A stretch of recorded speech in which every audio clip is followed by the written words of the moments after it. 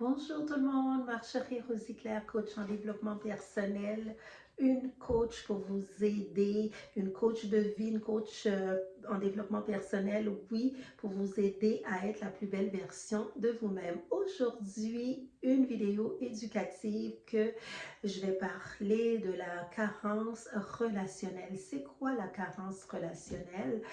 C'est une carence où certaines personnes ont la difficulté dans la relation. Mais je veux vraiment aujourd'hui avec cette vidéo-là aller plus au niveau de la profondeur. Donc aujourd'hui, ça va être de l'enseignement. Je vais avoir mes notes avec moi, puis je vais pouvoir vous aider, vous orienter au niveau de la carence relationnelle. Euh, c'est quoi la carence relationnelle? Qu'est-ce que vous avez besoin pour vous aider à sortir de la carence relationnelle? Et on sait aussi, il y a beaucoup de personnes, femmes ou hommes, qui ont cette difficulté-là au niveau de la carence relationnelle. Regardons la définition ensemble. Qu'est-ce qu'une carence relationnelle? Une carence relationnelle désigne un manque, une absence, une insuffisance significative de relations humaines de qualité dans la vie d'une personne. Donc, c'est une personne au niveau des relations. Euh, la qualité de sa relation n'est pas tellement favorable.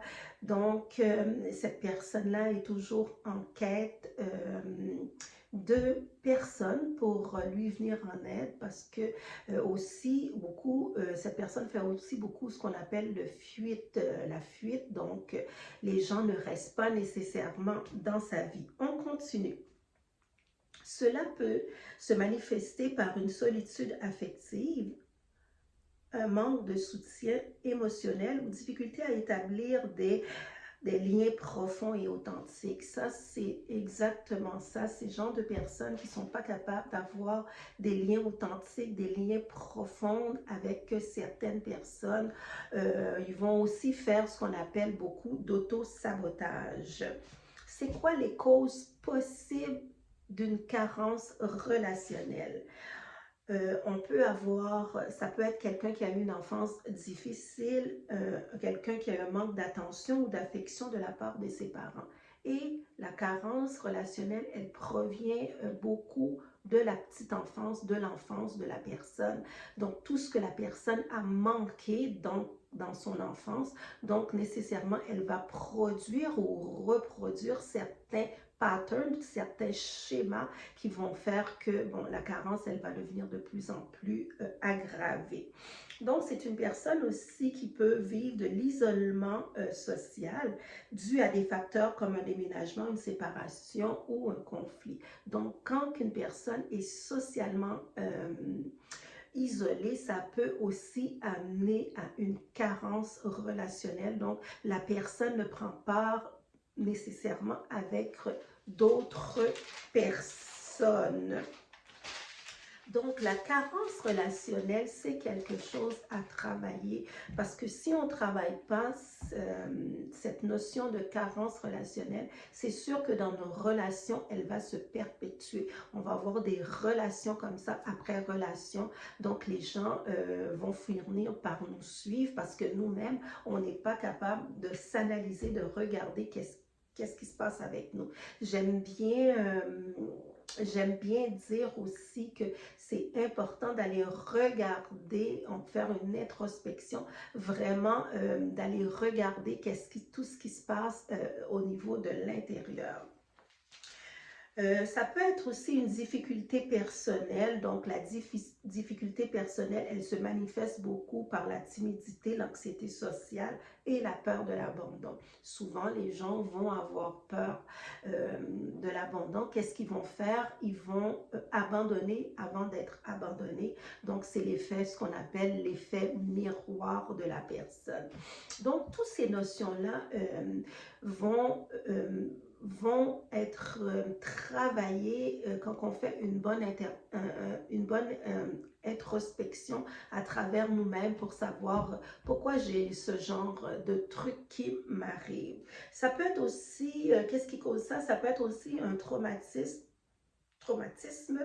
Expérience de rejet, on en a parlé d'abus ou de trahison, donc ça va faire en sorte que la personne va développer une carence relationnelle.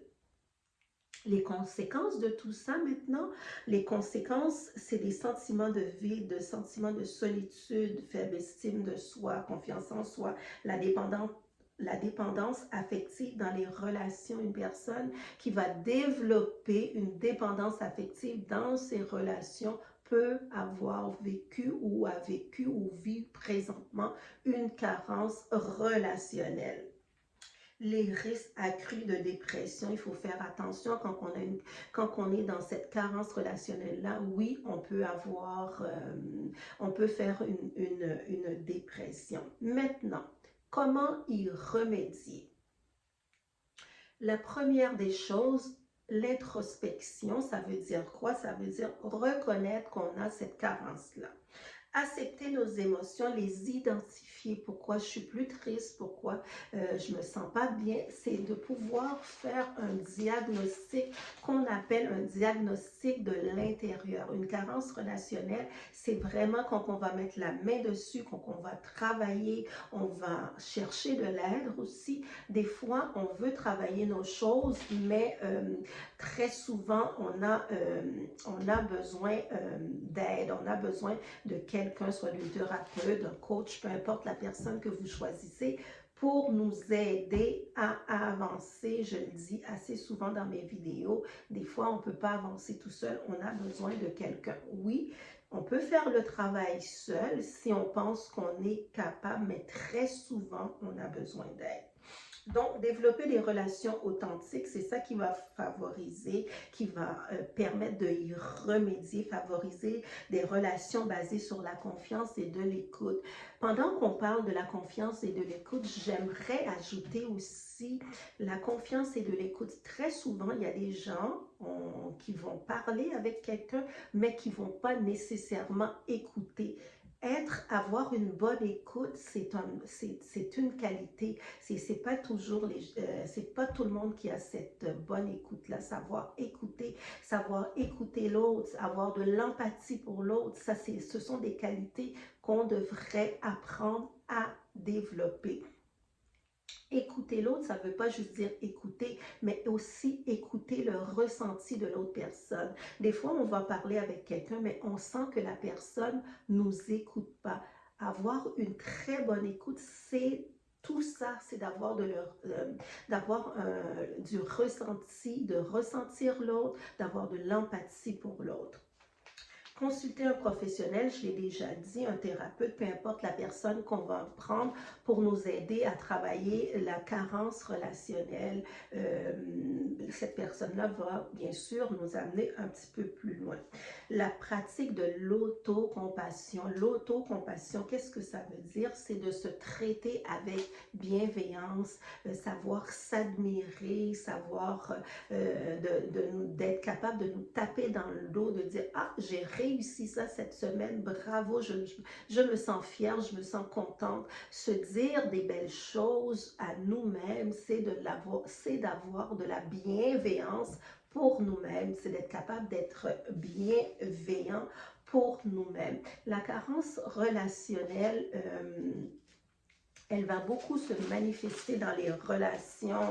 Bien sûr, c'est une carence relationnelle. Quand on va aller en relation, elle va être beaucoup plus, comment je dirais, elle va être beaucoup plus présente. C'est souvent ce qui va faire qu'on va avoir des relations conflictuelles, des relations qui vont se finir par se dissoudre. Et des fois, quand on va en relation avec un homme ou avec une femme, bon, on voit que les choses ne fonctionnent pas comme on voudrait qu'elles fonctionnent. Et c'est peut-être dû à une carence relationnelle. Donc, tout ça, c'est d'être capable de rester aussi dans l'authenticité, être authentique dans ses relations. Ça va beaucoup, beaucoup, beaucoup nous aider à avoir de belles relations. On reste aussi dans un état de vulnérabilité et aussi quand on rencontre quelqu'un, on peut même lui dire que moi, j'ai une carence relationnelle, j'ai besoin de travailler certaines choses et on peut nommer ces choses-là. Donc, la personne, elle voit qu'on est dans un état de vulnérabilité, dans dans un état aussi de vérité, savoir être capable de se dire sa propre vérité.